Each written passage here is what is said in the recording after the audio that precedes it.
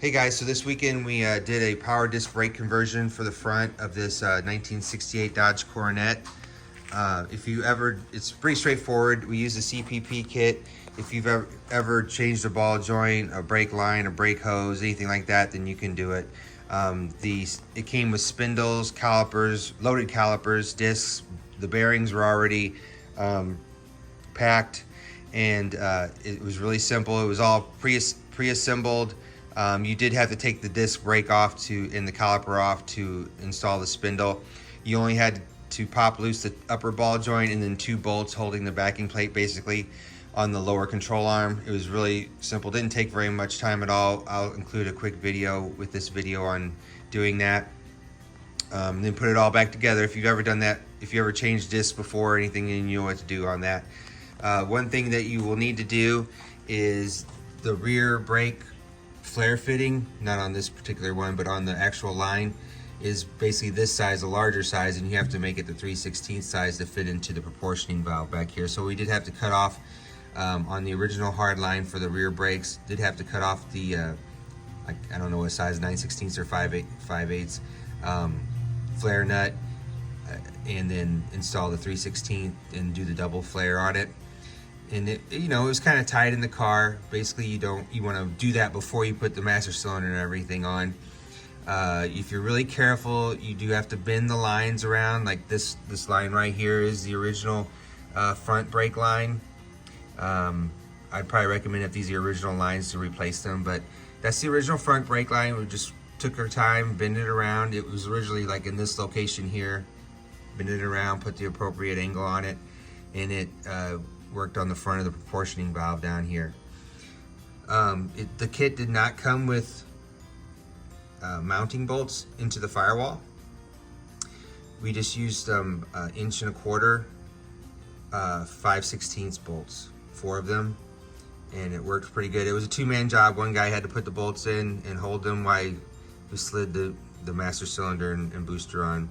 But then after that, it was somewhat simple. Took care of that. It does not come with the power booster hose here. I mean, that's not that big of a deal. And in this car, we had to get an adapter for that vacuum line and put it in the back of the carburetor. What else? So this booster came with some parts to it, some extra parts. It had an extra push rod. Basically, it's a flat stock, but it was a push rod. The one that was on this booster was the actual one that you'd want to use, but there was a shorter one which was the same length as the old manual master cylinder, so we thought that might have been it, but it's actually the longer one that worked. Let's see, I'm trying to think if there's anything else I need to tell you. So if you ever change the master cylinder, or like I said, brake hoses, brake lines, a spindle and a caliper, did a normal brake job on these old cars, which you probably have, then you can definitely do this. It's not a big deal. And like I said, I'll include some video of us changing the spindles and all that. And so this is a 1968 B-body Coronet, and now it has power disc brakes. Stops a lot better. Just a couple more things. You'll obviously need to have 15-inch wheels.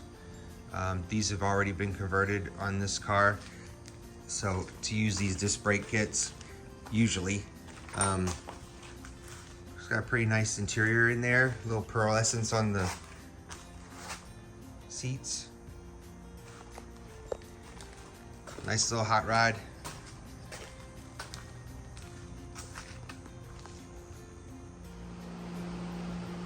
Okay guys, so there's not a lot going on with the Ford right now.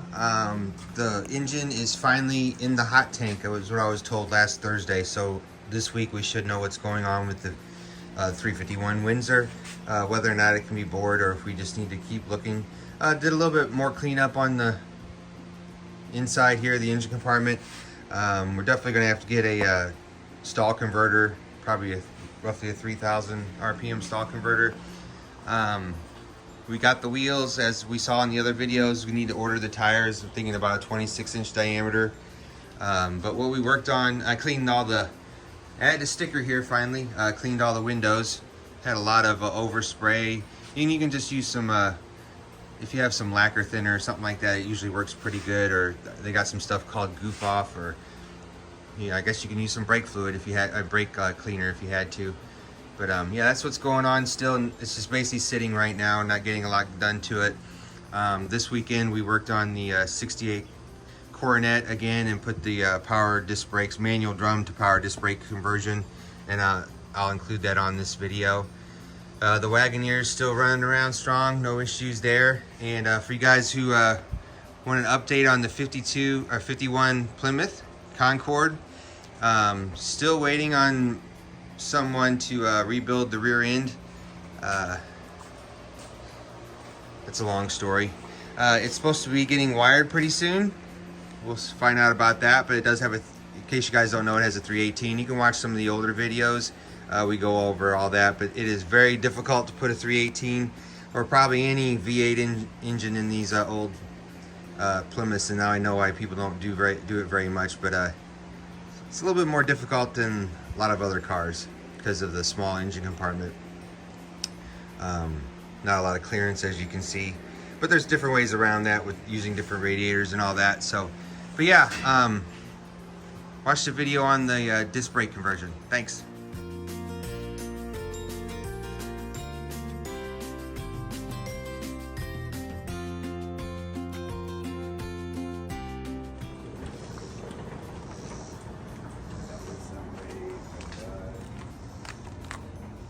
Things are getting serious here with the 68 Coronet. See if we can put this kit in there, get it to work right.